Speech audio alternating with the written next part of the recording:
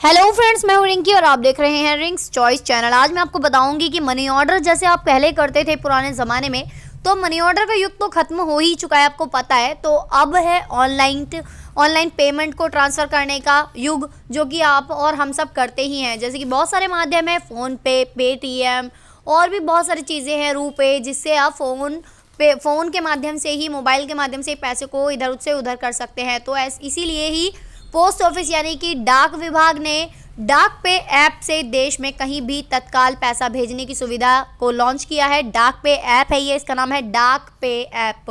तो अब money transfer को और आसान बना दिया गया है। इंडिया पोस्ट पेमेंट बैंक ने डाक विभाग के साथ मिलकर डिजिटल पेमेंट ऐप डाक पे लॉन्च किया है।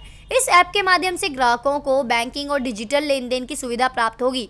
इंडिया पोस्ट पेमेंट बैंक ने लॉन्च किया है ये ऐप। डाक पे ऐप से आप कहीं भी तत्काल मनी ट्रांसफ़र कर सकते हैं। इस पेमेंट बैंक में 100% हिस्सेदारी सरकार की है। भारतीय डाक से जुड़े पेमेंट बैंक ने ग्राहकों को पेमेंट ऐप की महत्वपूर्ण सुविधा प्रदान की है। इंडिया पोस्ट पेमेंट बैंक ने एक डाक पे ऐप लॉन्च किया है। डाक विभाग के ग्राहक इस ऐप के द्वारा तत्काल पैसा ट्रांसफ़र कर सकते हैं। गौरतलब है कि डाक विभाग परंपरागत मनी ऑर्डर सेवाओं को काफ़ी पहले बंद कर चुका है और इसकी जगह ई मनी ऑर्डर की सेवा शुरू की गई थी, जिसमें इंटरनेट के द्वारा तत्काल पैसा भेजना संभव है। अब मनी ट्रांसफ़र को और आसान बना दिया गया है। इंडिया पोस्ट पेमेंट बैंक ने डाक विभाग के साथ मिलकर मंगलवार को डिजिटल पेमेंट ऐप डाक पे लॉन्च किया। इस ऐप के माध्यम से ग्राहकों को बैंकिंग और डिजिटल लेन देन की सुविधा प्राप्त होगी।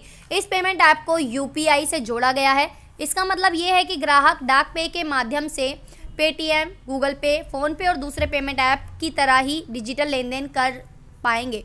क्या कहा है संचार मंत्री ने, ये भी आपको बता देते हैं। ऐप के लॉन्च कार्यक्रम के दौरान संचार एवं सूचना प्रौद्योगिकी मंत्री रविशंकर प्रसाद ने कोविड-19 के दौरान एईपीएस के माध्यम से घर घर जाकर लोगों को वित्तीय सहायता प्रदान करने के लिए इंडिया पोस्ट पेमेंट बैंक की सराहना की है। उन्होंने कहा कि आईपीपीबी के इस प्रयास से बैंक की पहुंच से दूर या जिनका बैंक में खाता नहीं है, उनको वित्तीय से सशक्त बनाने में मदद मिली है। कैसे मिलेगी ये सुविधा?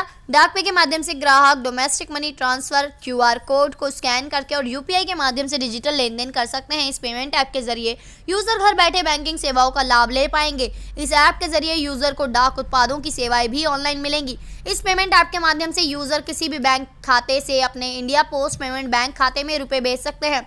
साथ ही किसी दूसरे खाता धारक से पैसे प्राप्त करने के लिए ठीक उसी तरह रिक्वेस्ट भेज सकते हैं जैसे गूगल पे आदि पेमेंट ऐप्स में भेजी जाती है।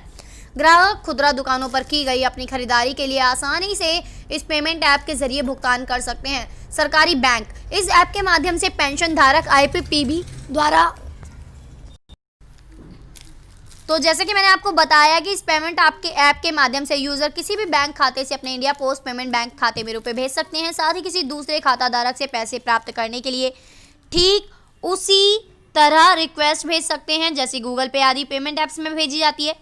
और मैंने खासकर आपको ये भी बताया कि ये सरकारी बैंक है।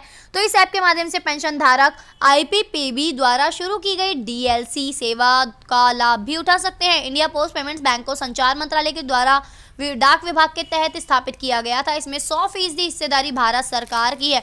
तो ये है ना सरकारी। और सच बताऊं आपको दोस्तों, आपको यकीन नहीं होगा कि ये जो ऐप है, जो ये डाक पे वाला ऐप है, ये मैं खुद यूज़ कर रही हूँ और मैं अपने घर के सभी रिचार्ज, बिल पेमेंट्स वगैरह इसी ऐप के थ्रू करती हूँ। यहाँ तक कि अगर मुझे ग्रोसरी या फिर कोई भी सामान भी दुकान से लाना होता है तो इसी ऐप के ज़रिए मैं स्कैन करके पेमेंट करती हूँ। और अगर आप चाहें तो मैं आपको दिखा भी सकती हूँ कि मैं इस ऐप का यूज़ कर रही हूँ और किस तरह से यूज़ करती हूँ। तो अगर आप देखना चाहते हो तो कमेंट बॉक्स में मुझे ज़रूर बताइएगा, मैं आपको दिखा भी दूँगी कि किस तरह से मैं पेमेंट करती हूँ। और ये बहुत ही सेफ़ है क्योंकि जब भी आप इससे पेमेंट करते हैं आपको ये ओटीपी हर बार देता है। ओटीपी को आपको डालना होता है जब आप पेमेंट ट्रांसफ़र करते हैं, ओटीपी डालने के बाद ही आपका पेमेंट होता है। ये और जो दूसरे माध्यम है उनकी तरह नहीं है कि आपने एक क्लिक किया और आपका पैसा चला गया। जब तक आप ओटीपी नहीं डालेंगे आप, तब तक पैसा नहीं जाएगा आपके अकाउंट से। तो बहुत ही सेफ़, बहुत ही सुरक्षित, बहुत ही सशक्त माध्यम है जिसका आप यूज़ कर सकते हैं और सरकारी है। जैसा कि आप जानते हैं कि पोस्ट ऑफिस कि हर एक योजना पर आंखें बंद करके आप विश्वास कर सकते हैं, तो ये भी पोस्ट ऑफिस की ही एक योजना है। अपने फ्रेंड्स में, ग्रुप सर्कल में सभी को बताइए कि आप जो अदर्स जो माध्यम यूज़ कर रहे हैं, बाकी सारे जितने भी माध्यम हैं जिससे आप पैसे को ट्रांसफ़र करते हैं और आपके साथ धोखाधड़ी होने का भी चांस रहता है, तो इसमें वो चांस बिल्कुल भी नहीं है। आपके साथ कोई धोखा नहीं हो सकता है इस ऐप का यूज़ करने पर, और बहुत ही सेफ़ है, बहुत ही सुरक्षित है, जैसे कि मैंने आपको बताया। तो वीडियो को शेयर करना बिल्कुल भी ना भूलें अपने सभी दोस्तों को, अपने रिलेटिव्स को, आपके जितने भी जान पहचान के लोग हैं सभी से वीडियो को शेयर ज़रूर कर दीजिएगा, और वीडियो को लाइक करना तो बिल्कुल भी ना भूलें। इसी तरह की इन्फॉर्मेशन और जानकारी हम आपके लिए लेकर आते रहेंगे रिंग्स चॉइस चैनल पर वीडियो देखने के लिए। Thank you so much friends.